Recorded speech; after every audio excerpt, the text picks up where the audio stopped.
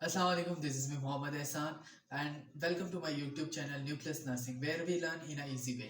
तो आज हम बात करेंगे about admission of post RN in दाव university of health and sciences या फिर दाव institute of nursing and midwifery. तो एडमिशन्स ओपन है जी।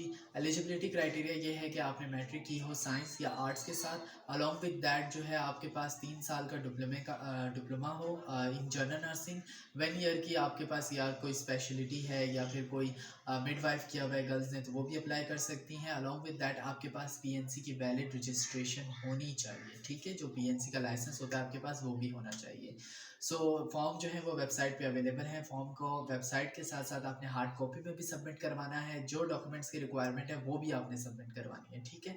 तो जो 26 दिसंबर है वो हमारे पास लास्ट डेट है सबमिशन की, और टेस्ट का वेन्यू वगैरह जो भी है वो आफ्टर 26 दिसंबर जो है वो शेयर कर दिया जाएगा। सो पेज के साथ बने रहिएगा, मेरे चैनल के साथ बने रहिएगा, आपको हर अपडेट मिलती रहेगी। Thank you so much. If you like my video, give me a thumbs up, subscribe my channel and press the bell icon. Thank you, अल्लाह हाफिज़।